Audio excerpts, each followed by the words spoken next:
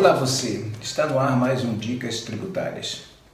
Esse vai ser o último programa que vamos falar sobre declaração de imposto de renda de pessoa física. Nós, nos programas anteriores, vimos falando sobre isso durante todo o mês de abril. Nós falamos sobre contribuinte, conceitos de contribuinte, conceitos de rendimentos. Falamos sobre deduções de livro caixa, deduções de uma forma geral, abatimentos do imposto. Falamos também sobre os cuidados no preenchimento da declaração de bens e direitos. Então, acho que nós abrangemos aí toda a parte, que é a parte mais importante de uma declaração. Agora, no programa de hoje, eu quero falar com vocês o que acontece depois que a declaração é entregue. Então, antes de entregar, sugiro que você faça uma revisão bastante criteriosa, ver se está tudo certinho, se não há nenhuma incoerência entre aquilo que você está informando e aquilo que você efetivamente recebeu e manda embora. Depois que a declaração é entregue, então as pessoas, por exemplo, aqueles que têm imposto a restituir, todos os meses quando saem na loja da Receita, correm para consultar para ver se está lá. Enquanto não está, surge uma certa apreensão. Quando todos os lotes são informados e o seu não está lá, então tem uma chance muito grande de você ter caído na malha fina. Se você tem imposto a pagar, também você pode ir para a malha fina. A malha fina, ela não significa necessariamente que você errou na sua declaração, que você deixou de fazer algo como deveria ser feito. Os critérios da Receita Federal não são divulgados em relação a isso, mas a gente sabe as coisas que mais ou menos pegam. Então, por exemplo, a dedução de despesas médicas de um determinado valor, de um dos valores mais altos, pagamentos de pensão judicial, quando um lado declara, o outro lado não declara, incoerência com rendimentos de dependentes, quando você tem seus dependentes e você esquece de colocar rendimento dos seus dependentes, ou qualquer outra coisa que você tenha esquecido de colocar na sua declaração. Então, isso não é o fim do mundo. Se você caiu na malha, a Receita te manda primeiro uma notificação sobre malha, ela te abre um procedimento, hoje um procedimento digital, eletrônico, para você resolver esse assunto. Então, na maioria dos casos, você presta seus esclarecimentos e às vezes você não precisa nem ir em nenhuma repartição da Receita Federal, a não ser quando eles exigem uma presença física, e o que é muito complicado, porque a Receita Federal vive, não sei se com um número menor de pessoas do que a demanda que ela recebe, mas a coisa mais difícil que tem quando você quer antecipar uma discussão de malha é você encontrar um CAC, que é um Centro de Atendimento ao Contribuinte, que tenha vaga disponível para você agendar uma visita e ir lá prestar os esclarecimentos. Então, você consegue fazer isso via digital mesmo. Mas o conselho mais importante que eu queria dar para você é o seguinte: se você cometeu algum erro de fato, você deve rapidamente retificar a sua declaração e pagar a diferença do imposto para pagar e pagar com a multa. E a multa é uma multa normal, é aquela multa de 0,33 ao dia, que é limitada a 20%, e os juros de mora Selic. Então, por que você deve fazer isso? Porque depois que é implantado uma fiscalização, aí as coisas começam a ficar um pouco mais complicadas. Porque se você está errado e é implementada uma fiscalização, você certamente corre o risco de ter aí uma autuação mais gravosa do que seria numa situação normal. Ainda bem que hoje não, já há algumas décadas, a Lei 9.430 trouxe para dentro do processo administrativo fiscal uma coisa muito interessante, que é o chamado procedimento espontâneo. O que é esse procedimento espontâneo que não deve ser confundido com a denúncia espontânea que te exime da multa?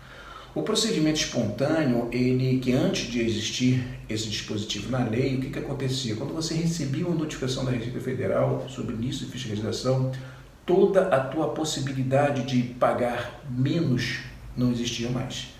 Se você fosse autuado nessa fiscalização, o auto de infração começaria já com uma multa de 75%, que poderia ser diminuída em 50% se você pagasse os valores dentro de 30 dias depois do auto emitido. Então, isso aí, mesmo assim, 75% iria para 37,5%, que é uma multa bastante pesada.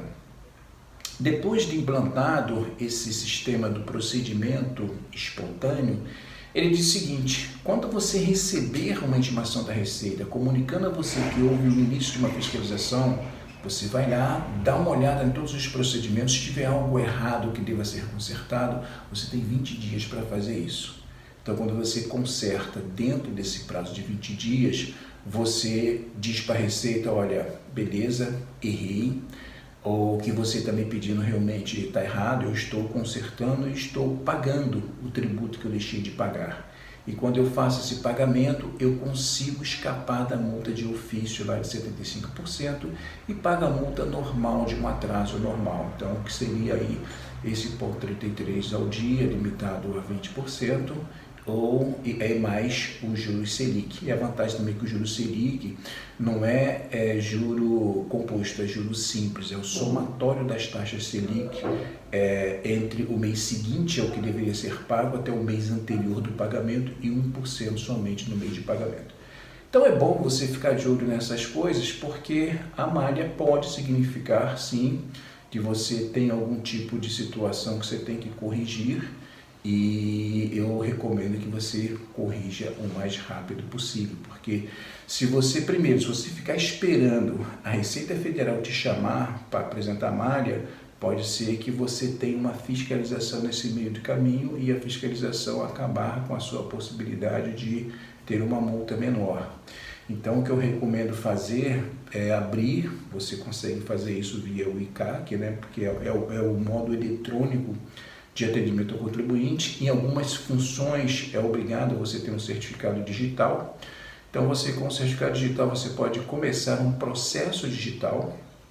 Esse processo digital ele é autoexplicável, ele já vai dizendo para você quais são os passos que você tem que dar um por um para você inserir os documentos, para você colocar toda a justificativa que você tem, todas as alegações que você tem para sustentar o que você fez está certo, e assim você se livrar do assunto de uma forma total, de uma forma exaustiva, não tendo mais chance de ter um tipo de autuação para você. Então, essa dica é muito importante. Então, revisou a declaração, entregou a declaração, fica de olho porque quando você não receber a restituição, é sinal que alguma coisa pode estar errada na sua declaração, ou pode ser que haja alguma dúvida da Receita Federal sobre algum item declarado. Se você tem imposto a pagar, eu recomendo também que de vez em quando você entre lá no ICAC, no site da Receita Federal, e dá uma olhada como é que está o status da sua declaração. Ele tem uma janelinha lá chamada Meu Imposto de Renda, que a partir dessa janelinha você tem acesso se a sua declaração já foi processada, se ela já está terminada, se está tudo beleza. Uma coisa também importante dizer é que o fato da declaração estar processada não significa dizer que a situação está resolvida, porque a Receita Federal tem lá o prazo de 5 anos ainda para ela te pedir alguma coisa no futuro, caso ela faça algum tipo de fiscalização, o que é muito raro acontecer. Normalmente, quando a declaração é processada, finalizada e o imposto é pago ou restituído, acabou a história. Bom, moçada, esse é o papo dessa semana. Semana que vem a gente começa aí um assunto novo, que eu pretendo também dar uma abordagem um pouco diferente, um pouco mais leve sobre esse assunto, e também vídeos que serão vídeos específicos lá para a plataforma do YouTube. Valeu? Boa semana para vocês e vamos que vamos. Um abraço. Tchau, tchau.